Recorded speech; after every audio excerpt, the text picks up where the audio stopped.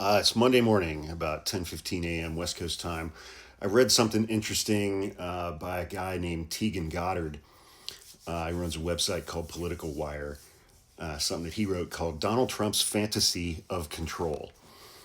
It's good. I'm just going to read it. Donald Trump's The Art of the Deal book was one of the great marketing successes of the 1980s.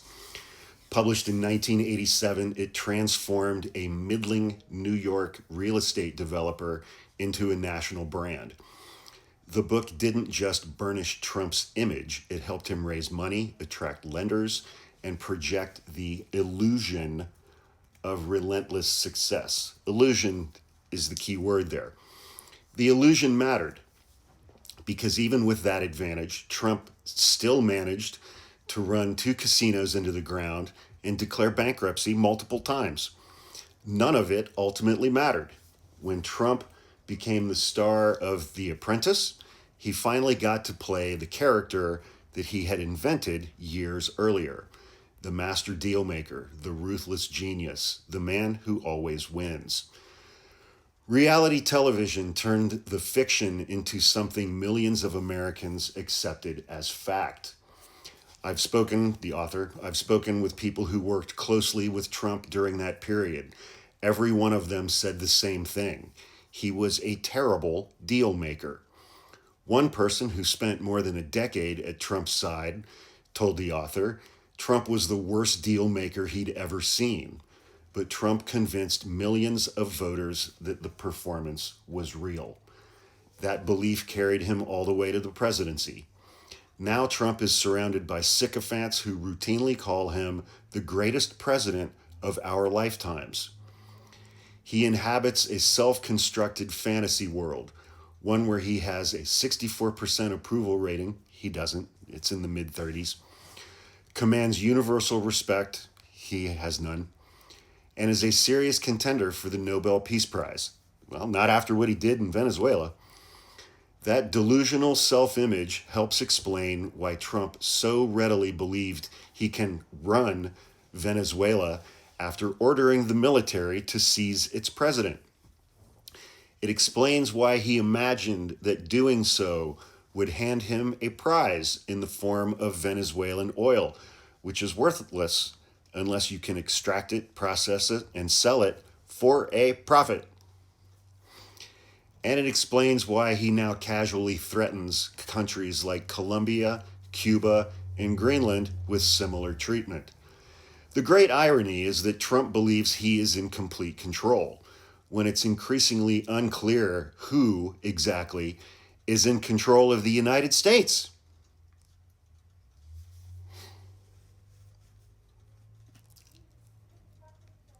I thought that commentary was worthy of sharing.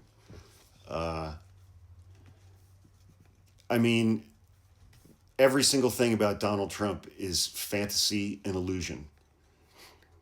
Every single thing, except that he's pillaging. He and his sons are pillaging the United States right now. They're taking as much money as they can possibly get their hands on.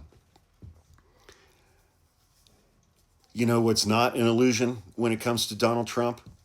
His cankles, his bruised hands, his clearly failing cognitive health. Dude sundowns every day, and he's in charge of our nuclear weapons. I'm sure that that is going to work out fine. I mean, I guess we should feel grateful that, he didn't drop a nuke on Caracas instead of just sending some helicopters and Delta Force operators. But,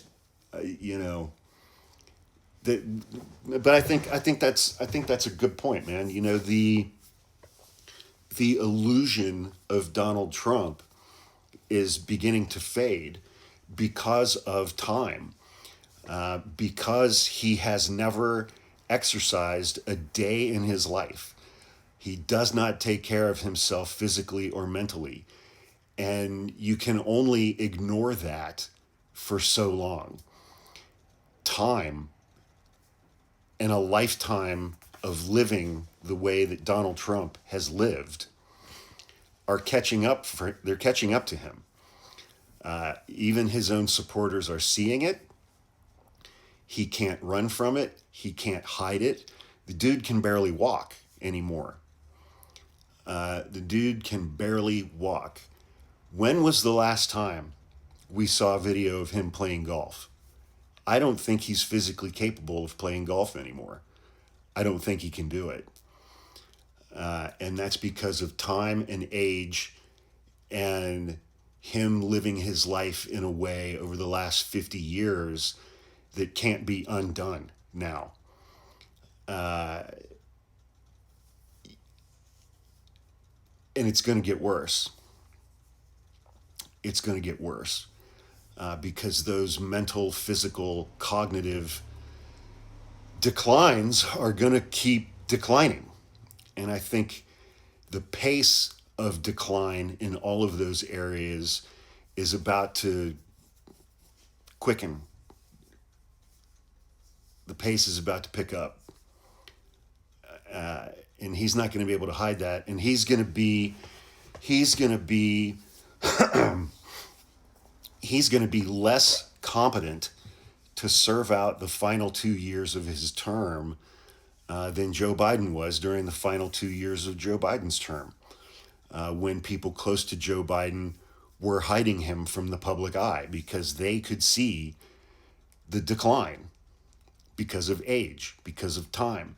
And Joe Biden actually took care of himself. He used to walk and ride bicycles. Donald Trump doesn't engage in any physical activity whatsoever. He thinks exercise is a waste of time. And apparently he still loves Big Macs and Diet Coke. The pace of his decline is going to pick up this year. And it's going to be something that can't be hidden from the public. It's going to be something that can't be hidden from the press, because Donald Trump will not allow himself to be handled or managed or hidden by the people closest to him. He needs attention. He needs attention 24/7. So even if somebody in his inner circle has the balls to say, Mr. President, I don't think we should schedule anything for you before 1 p.m. And I don't think we should schedule anything for you after 5 p.m. each day, Donald Trump won't be able to do that. The existential pain that he would feel for being out of the spotlight several hours each day would be his undoing. And so he's going to force us, because he is such a malignant narcissist, and because he demands and craves so much attention every single day from every single one of us, he's going to force all of us to watch as the pace of his mental, physical, and cognitive declines increase exponentially.